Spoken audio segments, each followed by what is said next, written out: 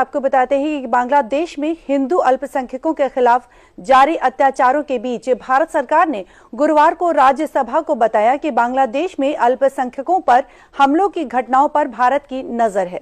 नई दिल्ली में इस मुद्दे को ढाका के अधिकारियों के साथ लगातार उठाया है।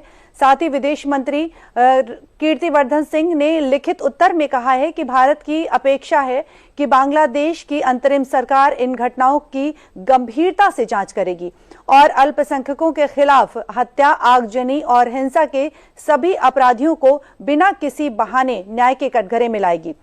विदेश राज्य मंत्री ने यह भी कहा कि भारत सरकार बांग्लादेश में अल्पसंख्यकों पर हमले की घटनाओं की निगरानी जारी रखे और जिसमें घरों, संपत्तियों, व्यवसायों और पूजा स्थलों पर हमले शामिल हैं।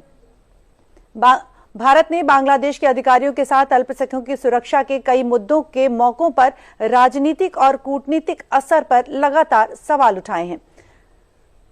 बांग्लादेश की घटनाओं पर सरकार की पैनी नजर बनी हुई है, जहां एक तरफ हम देख रहे हैं कि जो भारत है वो अंतर्राष्ट्रीय स्तर पर अपनी बढ़त बनाए हुए है, तो वहीं दूसरी ओर बांग्लादेश की जो घटनाएं हैं उस पर भी सरकार की नजर बनी हुई है। बांग्लादेश में अल्पसंख्यकों पर लगातार हमले हो रहे हैं, जिस पर कठोर कदम उठाए भी जा रहे हैं। जहां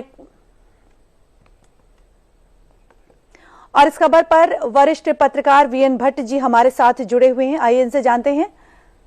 वीएन भट्ट जी, जहां एक और भारत अंतर्राष्ट्रीय मंच पर अपनी बढ़त बना रहा है, व्यापार के नए अवसर तलाश रहा है, वहीं दूसरी ओर अगर हम बांग्लादेश की बात करते हैं तो बांग्लादेश पर भी भारत की पैनी नजर बनी हुई है।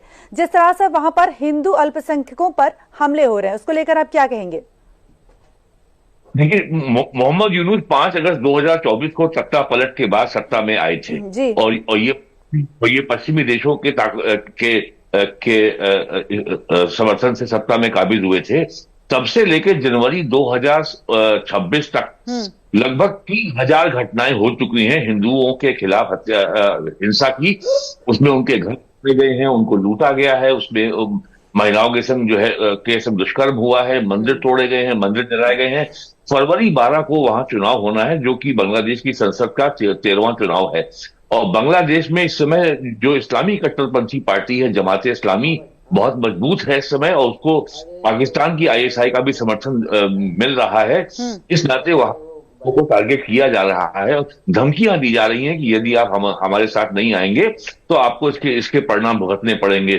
तो कल विस्तार से विदेश राज्य मंत्री कीर्तिवर्धन सिंह ने राज्यसभा में इसका उत्तर दिया है और उन्होंने कहा कि भारत सरकार ने लगातार अपनी चिंता को बांग्लादेश सरकार के साथ उठाया है और सरकार लगातार पे नजर रखे हुए है और सिचुएशन को हम मॉनिटर कर रहे हैं। तो ये जो है सरकार की ओर से सबसे स्पष्ट और बड़ा कैटेगोरिकल बयान कल आया है कि सरकार बांग्लादेश में हिंदुओं के खिलाफ हत्या के प्रति उदासीन नहीं है और यदि आवश्यक होगा तो सरकार उसके लिए डिप्लोमेटिक या अन्य कार्रवाई भी कर सकती है। और चूंकि भारत के पश्चिम बंगाल में भी इसी साल चुनाव होना है अप्रैल में, इस नाते पश्चिम बंगाल में भी बांग्लादेश की घटनाओं का असर पड़ता है लॉ एंड ऑर्डर पर, सामाजिक व्यवस्था पर। इस नाते भी भारत की चिंता बढ़ जाती है कि यदि बांग्लादेश में हिंदुओं के खिलाफ हिंसा का